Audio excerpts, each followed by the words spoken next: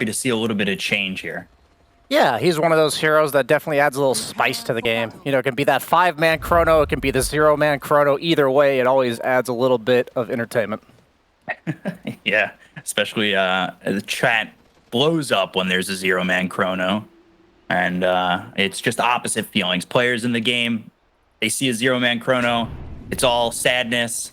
Chat, it's all excitement. The serotonin hits in, and everybody's just cheering as loud as they can. Yeah, you know, whenever a certain event in the game has a name, in this case the 0-man chrono, I think of the Lotus Sphere. That's when you know it's going to get a bunch of Omega lulls and a nice reaction from the viewers at home. But let's hopefully, you know, for the sake of Yamsun, let's not have any of those today. Yeah, Yamsun on the Void, and then they were talking about Dalai Lama on the Timber and how it could kind of run away. We saw that in the OG series yesterday, how Timber kind of left unchecked, or even they tried a 2v1 it and got absolutely destroyed. This hero can just tear it up so quickly. I'm a little worried about what the cut have to do to just shut down this Timber come the early mid-ish game in this game number 1. Yeah, maybe a Spirit Vessel on the Coddle. I don't know who else would buy it, and without that, they might be lacking a bit of damage. I will say, whenever I play pubs against Dalai Lama, I'm always like, okay, this guy's gonna pick Timber. What am I gonna pick before I even know he picks Timber? So this is definitely his signature hero in my book, and if left with a free game, he'll definitely take over. Sammy Boy just eating some right clicks from the Coddle. E-God, big fan of the name. Yeah, go ahead. I was just gonna say, I always wonder about this 5 Death Prophet, just because we see it a lot in China in the 3. It's kind of found some place in the 5, but it's found a lot more success, at least over there, as the 3 position hero, more so than the 5. And have you found it to be anywhere differently in the NA region?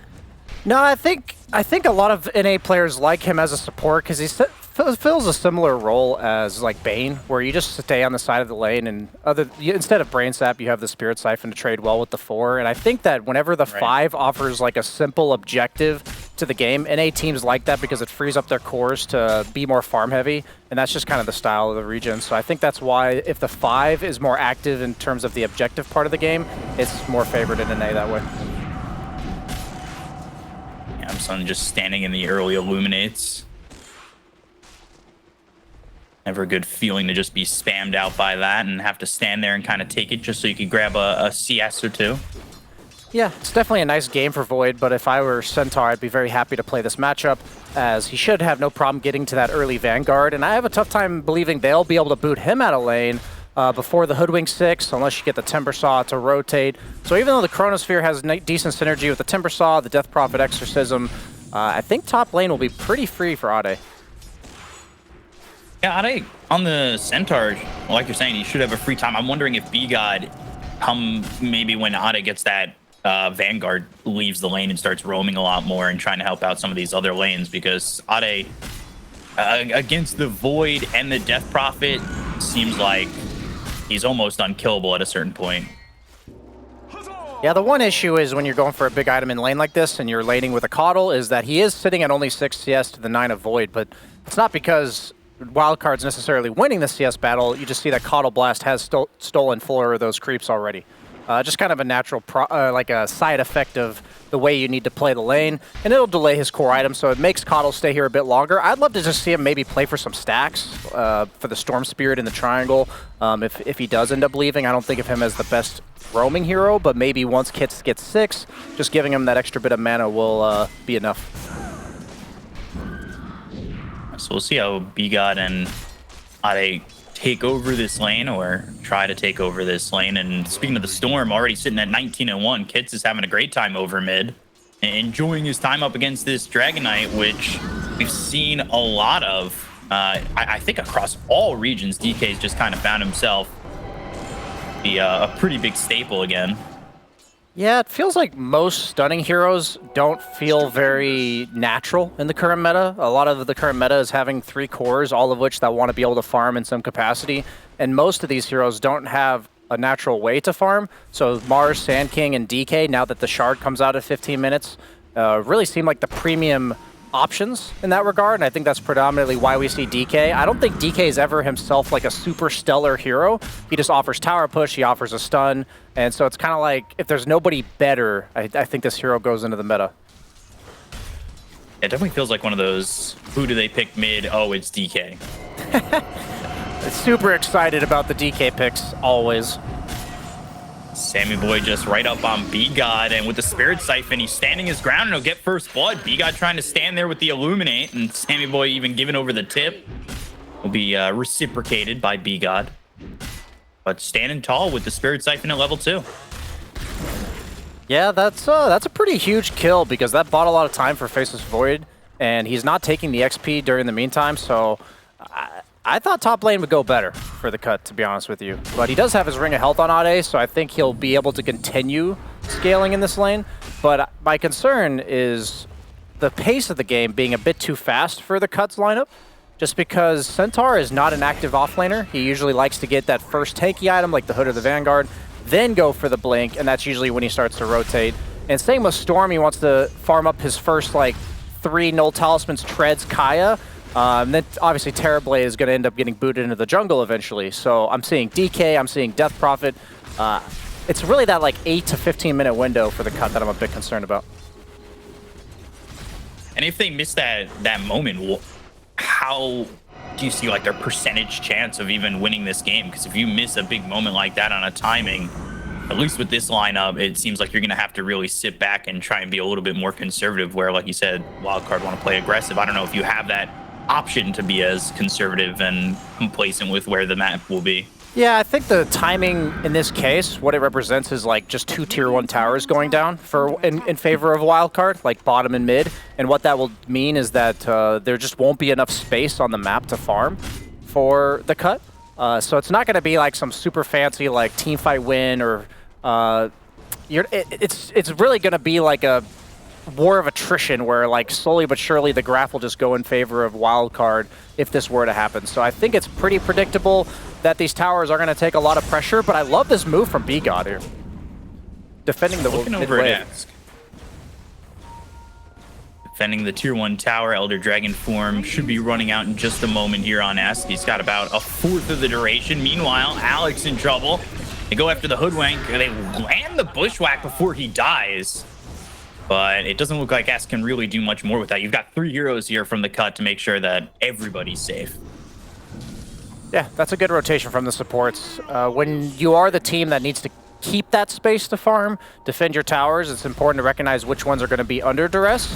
And in this case, mid and bottom are both an issue, but it's much easier to help a Storm Spear with the support you have rather than a Terrorblade, especially when you don't have the best way to deal with a Timber Saw. So at least that's 1 tower that's going to be taking very little damage, and even though they had to bring 3 heroes there, the first DK form only did about 20%. Spotted by Davilama and Alex. Alex actually missing that Bushwhack on the Terrorblade. Could have led to a kill early on, but that's a couple of Bushwhacks that have been a little bit off the mark that may have led to a kill or two that might give an opening to the cut. They've got the stun out on a Yamsun, but with Sammy Boy here and the body blocks with the Spirit Siphon, looking likely that they can grab a kill. It's actually a 2-man Chrono. The time walk afterwards, because he got hit with that Illuminate pretty hard, but will still get that kill. It does end up costing them the Chrono. But early on, you're not looking for the playmaker Chrono. You're just trying to lock down and solidify those kills. Yeah, Kit's not having a TP there. That might have been the green light. You might have heard S like communicating, hey, like Storm no TP, feel free to be this aggressive. Because if I'm an offlaner and I have a mid-Storm, I'm usually safe underneath my own tower just because that counter gang threat is so immense. But the pressure that was exerted earlier from the first DK form, I think led to that Chronosphere engagement working in favor of Wildcard. Now, when you're playing in a game like this, like, or just at a higher level than whatever I'm at, how often are you looking and making that call, like TP calls and like game planning out moves so specifically like that? It's like a really important, it's like a lot of things in Dota are two-pronged. Like you don't think, hey, I'm gonna do this in order to force this. But once you put pressure on the mid tower, you think like, okay, the opponent did respond, thus they don't have this resource, and so maybe that'll open up something on the map. And there's a lot of decisions that will work or not work based on the TPs available, based on if the supports have mana. So it's definitely mentioned a lot in the competitive side of things, but I'd say even at like Immortal pubs, you don't hear that very often. Sammy Boy just with a Spirit Siphon on Ade.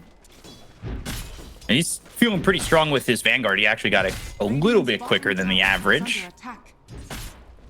He'll use that to just continue his farm. He's actually third in the net worth on his team.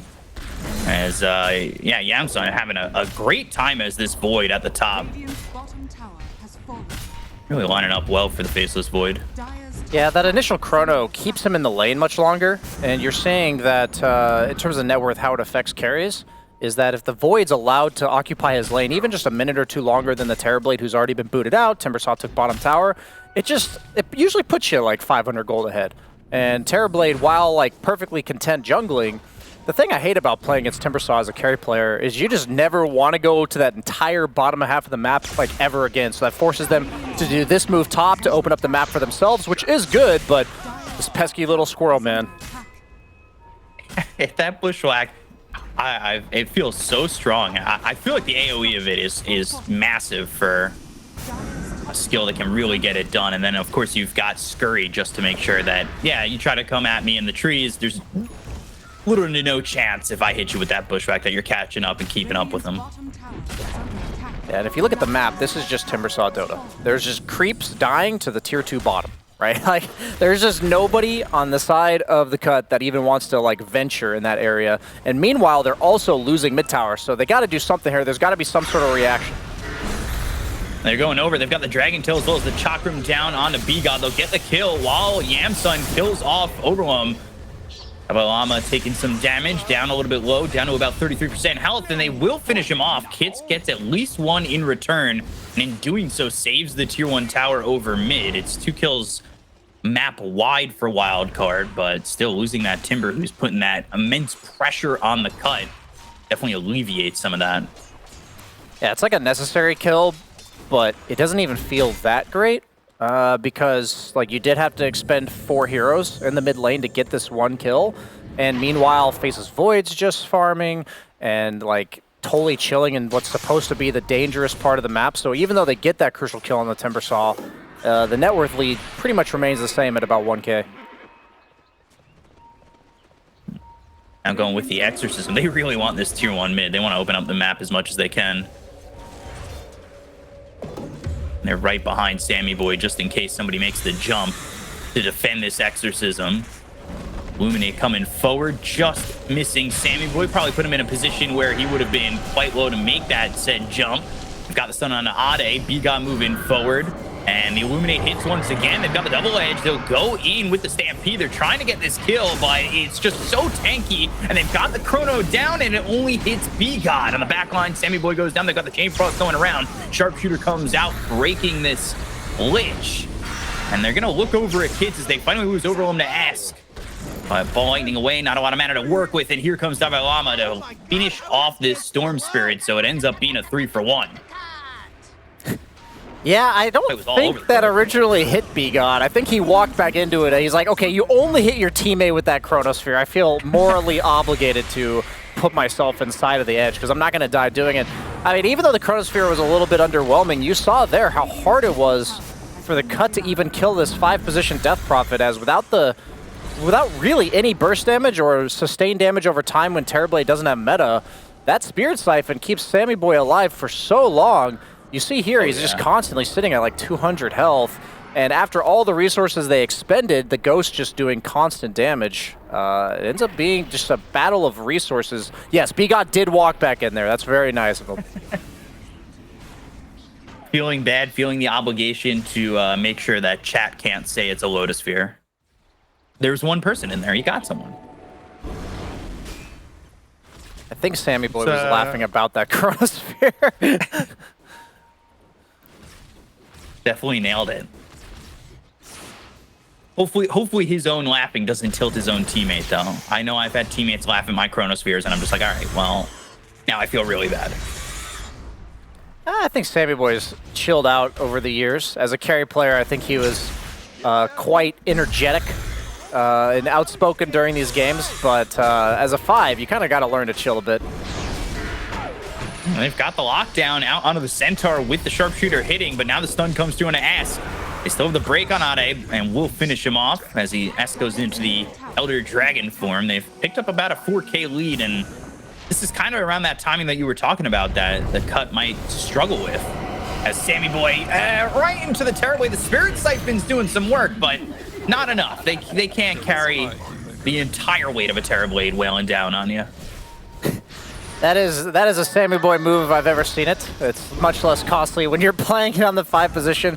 It's kind of like a respect check, because unless Terrorblade is meta'd like right there, then you're gonna be fine to make that play that he just did. You're effectively like invading the triangle, scouting out, seeing what all of the cut's doing, because it gives you so much information if you don't see them there, because if you look at the map, like other than Storm, pretty much everyone else was stuck there.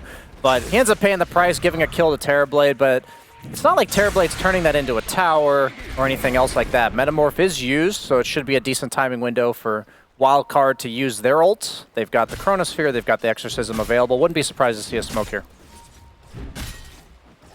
And right now they've got 3 heroes smoked. It doesn't include Yamsun, who's over bottom. He's actually fallen behind this Terrorblade in net worth a little bit, as the TV has found space enough to farm quite a bit. Going into the jungle and not really coming out until he's ready to go. And there's that Blink Dagger you talked about on the Centaur too. So the smoke, at least for the moment, doesn't spot anybody. They've got 3 heroes in the dire jungle on the side of the cut, and it's a bit split for the Wildcard to pick up. Yeah, that's a big dodge right there, because they are farming, you said, the Centaur Blink. Terrorblade's perfectly content with nothing happening in the game.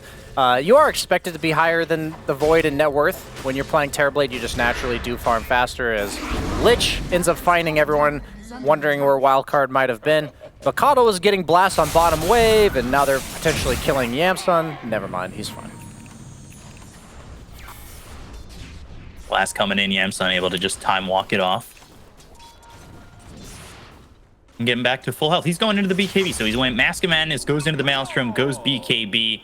I haven't seen this Faceless Void enough, but is that really the standard build for a Void these days, or is it maybe something a little bit off the mark? No, I'd say that's pretty standard. It's nice this game simply because the only physical damage threat is the Terrorblade, so as long as you Chronosphere the Terrorblade, you really have no issue. It's kind of rough as Void if you Chrono somebody and then just die while you're in the Mask of Madness, as you might be getting caught by this initial Blink reveal. Oh. Chrono out, and now it's going to catch 3. They're going to make the rotation over. They've got Esk in. This is a great Chronosphere for them, especially with the follow-up of Esk. Avoided the initial stun that had come up from Ade, and allowed himself to get that Chrono and have that help from Esk as he TP'd in and immediately hit that stun to lock down the Storm.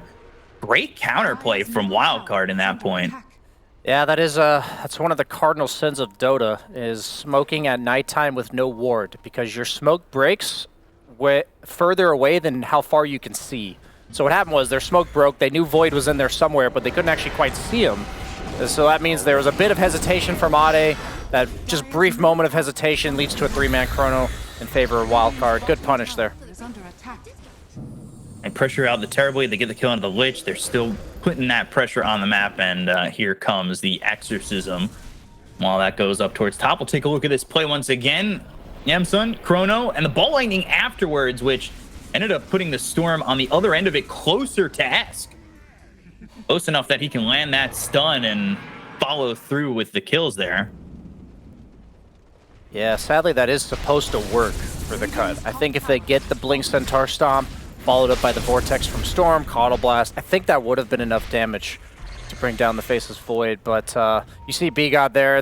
That's like a very standard support reaction when things like game plan just doesn't go accordingly, where you're like, okay, this is fine, this is fine. Maybe we're all dead, but we'll get him next time. Chronosphere is on cooldown, but once he gets that BKB on Void, it's going to be pretty impossible to ever burst him, because it's pretty easy to react to what the cut has. Like, you see the Storm Spirit Ball Lightning, you see the Centaur Stomp coming in, as this DK Shard is actually going to be really nice damage in the Chrono. I didn't really think about that, but he's already got it pretty much right as soon as you can.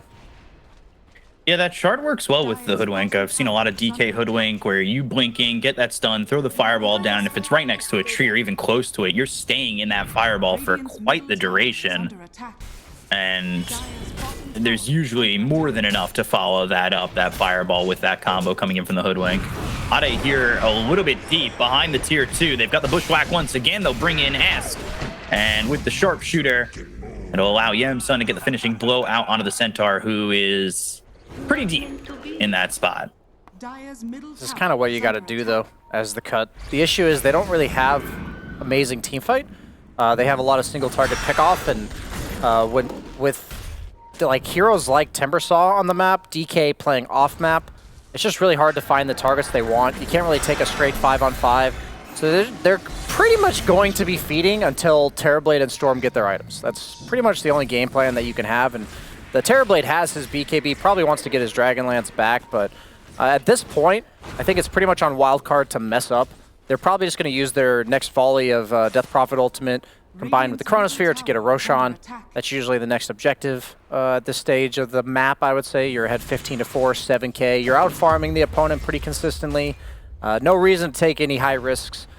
Sammy Boy, as a 5, and I'll tell you in pubs, this guy lays out the game plan. You know what he wants from you in like the next 5 minutes. So I'm pretty sure he's doing something similar in this case. It's definitely the communication you want, especially coming from someone as experienced as Sammy Boy.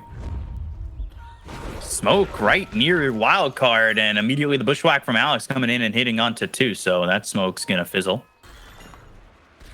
Unfortunate. And as you're talking about Sammy Boy, like that comes back to the question I had earlier: how often or how much are you communicating in advance? And you're saying for the next 5 minutes he's kind of drawing out the game plan. I feel like it's good to have a game plan like that as Hits goes in and gets the kill on Alex. Ball Lightning in, taking out the hoodwink. As Buyback has a tier 1 tower over mid if need be. And now the silence comes out from Sammy Boy. It's out onto the Storm. They do get the buyback coming out from this hoodwink.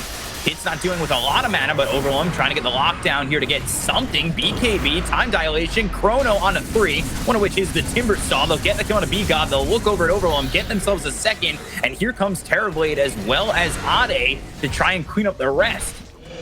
They lose Ade. They've lost 3. They'll go for the TB. They're right on him with the blink as well as the Dragon Tail. It's a 4th down for the cut, and not the way they want that to go down, as it started with the hoodwink dying, but then of course has that buyback, has that tier 1, and the fight just goes completely Wildcard's way. And early duration on this exorcism means right into Roche.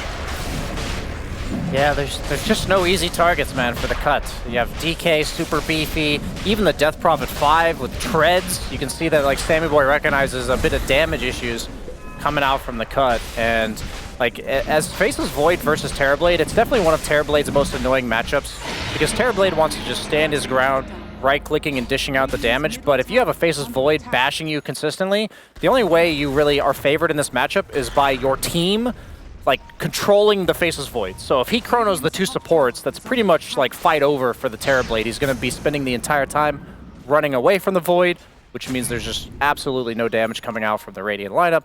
And that's going to be a Roshan, 9k advantage. I'd say they've got pretty much all the control they would want in this game.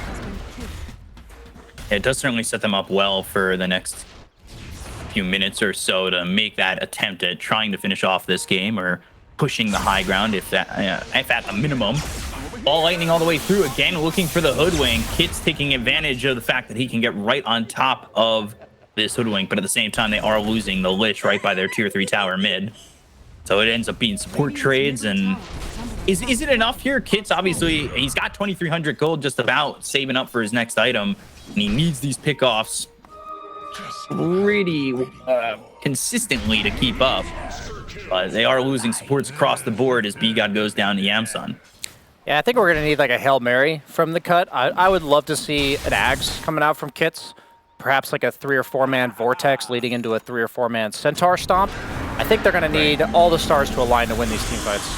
Oh boy, that is the TB gone. They have found him once again, and that's really going to slow him down. And you could see, I talked about how TB had made it all the way back. Kit's actually trying to fight Yamsun. Now they'll go to the Stampede to try and get them both out. BKB was popped by this Void and doesn't actually have the mana right now for the Chronosphere. But yeah, again, TB, he's fallen 4K behind this Yamsun Void. Yeah, he had Chronosphere on cooldown for just a few more seconds when they went on him. So if that was just a bit later coming from the cut, he might have just solo turned that around and killed the Storm Spirit. So that we can count going the way of the cut. But as you can see, Kit's like, when you don't know what item you're buying next, it just never feels good. I'm trying to get Sammy Boy, but now the Lotus Sword, they do end up getting the kill. It's the help of B-God, and there's the control on Dalai Lama for the moment. But this team's starting to turn around and retreat. The BKB's going to be popped by this TB, as now the ball lightning back in with Yamsun, gets the Vortex as he comes across with a ball lightning and will take out the Aegis.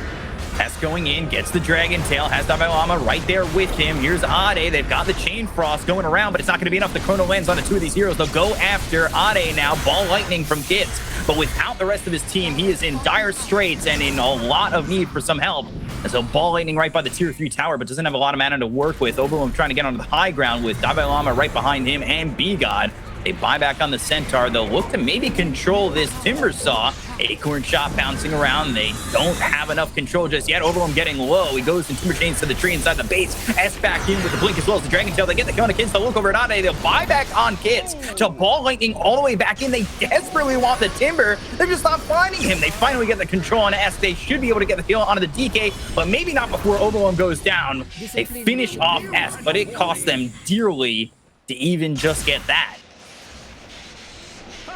Yeah, every ailment has symptoms. I think the damage issues ailment is, you can see it when there's 3 or 4 heroes sitting at like 10% HP and you don't feel confident that you can finish any of them off. You have a Timber Saw diving tier 3s, feeling very confident that they just lack that little bit of gusto to bring him down to 0.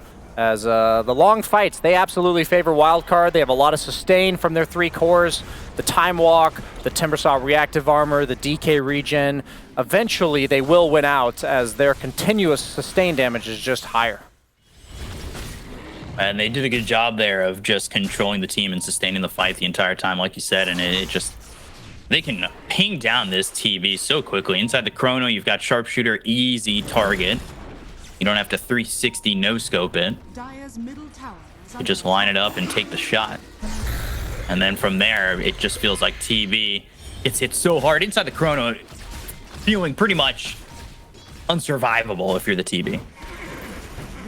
Yeah, Faceless Void is one of the annoying right-clickers because not only can he continuously bash you, but he also builds magic damage right-click items. The stuff like the Maelstrom, the MKB, Terrorblade prides himself on that high armor, so you just don't look very tanky once that BKB wears off. So smoke on Wildcard, continuing to push the pace. Well, at the moment, not finding anything just yet, but if they go north, they might find the Lich again.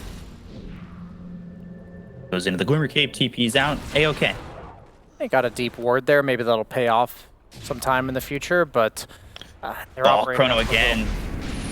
Solo onto the TB. They have the Sharpshooter to follow it up, and again, it's just TB feeling like it's impossible to survive there inside the Chronosphere, doing a lot of damage on the Overwhelm. Goes into the Glimmer Cape once again to survive, but they took out TB. That's exactly what they want. They don't need to chase for more. Radiant's top tower is under attack. Yeah, there's just no saves on the side of the cut, so it's really easy for Yamsun. If he sees somebody, he wants to kill them, he sees Storm, he sees Terrorblade, he sees the supports, there's just no hesitation. If you're playing against the likes of like the Shadow Demon they banned out, then you have to guess like, okay, is that Shadow Demon behind them? But in this case, complete confidence to just pull the trigger. On to the high ground, Dalai Lama goes, just as this Timber. Everybody else kind of retreating away from him or splitting up the map in some shape or form, and ends up being the Lincolns for Storm, not that Ags, not that Hail Mary, so playing it a little bit more conservatively than, say, the Ags pickup, like you said. I think it may just be a bit too defensive when you're this far behind. If he had gone Lincolns instead of the Sanj and Kaya, that might have worked a bit better because he would have prevented the DK stuns into the easy follow-up, but at this point in the game, I don't think it's enough to just live. If you have to be able to bring down the Wildcard cores, you have to be a big enough threat to make them not want to run at you constantly, as we see that from Divide. And just goes in on Overwhelm, gets an easy kill, and well, the rest of the team needs to start to run away on the cut. Over here now. Time is running. Dire's middle tower has fallen. Constantly getting pushed back up to their high ground. Whereas Wildcard just have basically the entirety of the map to farm, and this lead's just going to continue to go up and up and up, having that kind of space. I don't know if you saw, but Divine Llama all chatted. The Timber Saw did 1,343 damage to Lich, and then he responds with, "Dude, you're actually so good." That's like one of the things. You're in Dota, you have a Timber Saw who's like unkillable, and he's running at you. It's like, oh, you're so skilled, like for being absolutely unkillable. As Scourge McDuck, absolutely killable. Yeah, he's gonna TP out. BKB TP, but it never really feels great when that's the only real uses of your BKB, right? Like, it hasn't exactly been any offense coming out with that BKB.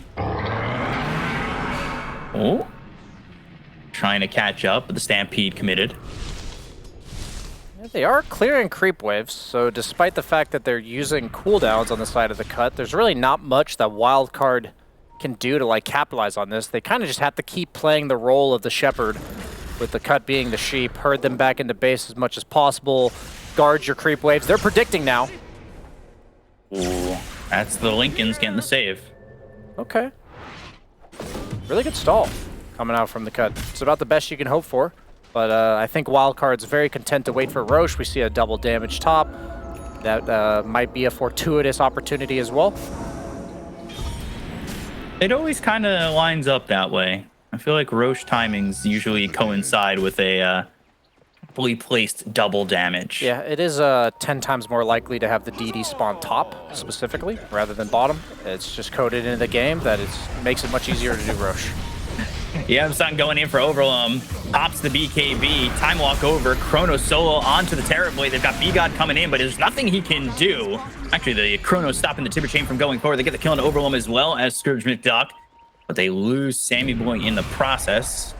Although at this point, with Yamsun doing so much damage, we'll see how much that's going to end up being needed. Back over mid, though, at the same time, Ask trying to fight here up against Ade as well as Kits. They're chasing after B-God. They'll go after this DK. DK kind of left alone. They've got the pushback coming in from Alex. Now they finally take out Ask, but here comes Yamsun wrapping all the way around. The first hit fast coming through. B-God trying to help out. Alex is here with Davai Lama, Blink as well as the stun hitting onto this Hoodwink. They'll take out Alex. Ball lightning away. Kit's not working with a lot of mana, but now Ade needs to try and run. Blink on cooldown for another 6 seconds. Goes to the Stampede, slows them down a bit. Not too sure that they can keep up with this, and they won't. So, again, not a bad engagement from the cut, despite the fact that they did lose that TB. Yeah, I'm pretty happy with that. If I'm the cut, that's Chronosphere used. That's like they actually gained net worth there overall. DK being a little bit overconfident, playing alone in the mid lane while the rest of the Wildcard team was in the Radiant jungle. But if they end up getting Roche on the side of Wildcard, then that's just a minor speed bump on the way to victory. But if that allows the cut to actually contest, potentially take this in some way before Chronosphere's up, that could be the first step towards a comeback. I have to see how it ends up lining up for the cut. They've got about 45 seconds without Chrono being available. And they are up towards top. All they got to do, it starts with a pick. If they can find one hero here on the side of Wildcard a little bit too far from everybody else, so it's certainly an opportunity to get things done. As I say that, on the back end of this, they look over at Overwhelm, and it's, well, the side of Wildcard that end up getting that pick off. And that'll move themselves in a Roche. Yeah, as the 5 position down 16k, your role is usually demoted to gank tank extraordinaire. Should be a title if possible. Meanwhile, up again towards the top. They've got the Exorcism going, but Kits gets the kill on Alex. He's really just been taking advantage of killing off this Hoodwink, but not much more after that, and they lose Ade to Davai Lama. So the retaliation from Wildcard, all of a sudden, it feels like the cut have now a 0% chance of taking this Roche. Yeah, Terrorblade is just pushing bottom. Seems like they're a bit on a separate page here. It doesn't feel good to force a fight when you're Terrorblade in this situation, but I think you kind of had to hope that some fight went in your way, because now that Void has Aegis, he can just play these fights so confidently. Can hold on to the Chronosphere for like a more greedy option, maybe looking for multiple heroes or just waiting until your BKB on the Terrorblade's down. I think it just makes it really hard, almost impossible to play these team fights with 2 lives on the Faceless Void. So we'll see where they set up in terms of trying to fight here for Wildcard. These heroes on the side of the cut more so towards bottom as they are without Ade, and they're going to ball lightning in once again. Now this time looking for Sammy Boy, who does have himself a BKB, gets the silence now, and the Dragon Tail to follow it up. Kit's in some trouble. Chrono comes in, and he can't get off the map. He can't get away from Yamsun at all. Crypt storms in, they get the kill. It's taking away the 4 times killing spree out of the hands of Kit. So he's getting some things done here and there, but in that situation, ends up falling. Ooh, the bushwhack missing from Alex, who's just trying to get in the face of this Terrorblade and maybe have the team catch up to him. But a pause out from Ade. Yeah, Scourge McDuck here is an innovator, as oftentimes when you're Terrorblade and you're far behind, you have to send your illusions to farm creep waves, which means you're under-leveled. He's level 16. In his quick buy, he's got the Midas queued up. That's all about the experience, baby. Got to get that 34-minute Midas in order to catch back up in levels, because you're now 9 levels behind the Faceless Void. I mean, all memes aside, I don't think he's actually buying it, but I always wonder, like, how much psychological factor there is, like, as a carry, like, when you're like, it's okay, I can just buy Midas. You know, it's okay. Gosh, if I bought I've been yelled at for buying a 34-minute Midas in my pubs quite often. You know, you just have one of those ogre games where you're like, no, I can get it. It's okay. I've got this. It's a little different if you're support, I think, also with Ogre. But I would hope as a carry that usually Midas is about farming like the next 2 items. That's why you'll get Midas. That at 34 minutes into the game, you don't have 2 more items to get. You know, you've already gotten at least like 3 or 4 of them prior to the Midas. As Sammy Boy, he's clearly having a good time with the BKB on 5 position Death Prophet. Absolutely no fear of getting initiated onto, as he just immediately popped it there in that bottom engagement. And he's been very confident in just turning this one around, and it ends up being a good fight for Wildcard again. They're without this Storm for a long time. 100 seconds. He's probably going to be forced to buy back. Ade up in 2. It seems like a very difficult defense for the cut coming up. Yeah, I think it'll have to be a reactionary buyback. I don't think you can do anything proactively on the cut, but if Wildcard tries to like push their limits just a bit too far, maybe like diving behind the tier 3s, that could be a good opportunity for the Storm buyback. But when you're already this far behind, it feels so bad to further gimp your item progression as a hero like Storm Spirit. Yeah, he's got 4,100 gold and heading towards at least what he's got right now in the queue as Shiva's. See if that ends up being the item that he does desire and choose to go for. We'll see if it ends up being a reactionary buyback, which will put him at about 2,700 gold. And they'll start to take the tier 3 on the high ground, and they'll try to defend. They've got the glyph, but Dalai Lama not exactly a care in the world at the moment. Level 25, he feels all right to just stand here under the tower, clean up these creeps, and work on getting this tier 3 mid. He's got a Hex on Timbersaw. That's like, it's so impossible to play this stage of the game against a Hex when you're like a hero like Terrorblade, where you want a reactionary, pop your BKB, like you want to see the Void jump in and then pop it, but like that Hex might even prevent it from coming out in the first place. A little bit of right-click fights going on between Ade as well as Yamsun, but now Overwhelm trying to control up Yamsun and make sure that they can get this kill, but it feels like there's just such a lack of damage. Stampede, Ade blink TP with BKB, and will escape with just a sliver of health, which, at least for now, it keeps him alive, but the top set of racks are gone. Mid set of racks are in a lot of trouble, and they finally have Kits back into the mix with not having to use that buyback. Or, well, choosing not to use that buyback. They need to get something here. No BKB, no ult on Centaur, but it's not going to get better from here. As Wildcard going to claim the tier 2. Maybe they can get a kill on the cut on somebody trying to push mid by themselves. That worked for them earlier. But it looks like Scourge McDuck has like no intention of showing up to any of this. He never TP'd base. He's just farming the enemy jungle. And Wildcard's just like, where are they, guys? You guys have to come to us. We're not looking for you anymore. We've got Aegis. We've got all the tools necessary to take down your high ground. Flamethrower from the Timber Saw. They're going to show up from behind. Early BKB coming out from the TB. And now they're going to go the other way out onto this Centaur. They land the Chronosphere through onto 2. They'll take out Overwhelm. They get B-God. Now they'll look over at Scourge McDuck, who's trying to fight basically 3v1. Gets the help from Ade with the buyback coming up from B-God as well. They've got the Sunder. They've got this Faceless Void low. But again, he's got that Aegis. He'll time walk forward, going after Scourge McDuck. Finally, Yamsun goes down, but the Timber Chain and as well as that Chakram just allows Dive Llama to keep up and get these kills on the side of the cut. And they'll take out these zeros. They'll take out B-God again. He's dead for 73 seconds. And, well, now without the meta, without the TB, it is looking likely that Wildcard will take this first game. Yeah, like he tipped him on Yamsun because he saw that he popped the BKB so early. But that's like the factor of this Timber Saw Sheepstick. Is like, if you don't use it right away, you might just never use it at all. And Ade again trying to go after the Faceless Boy. The BKB was popped by Sammy Boy. Sammy Boy just getting bullied right now by Kits, but they get the kill on Ade as well as Overwhelm. They're going to throw down the Chrono. Don't touch my support. And the sharpshooter from Alex finishes off Kits, and the full team is dead, in which they'll call GG. Yeah, he bought that refresher last moment, put it together, used it next to the fountain.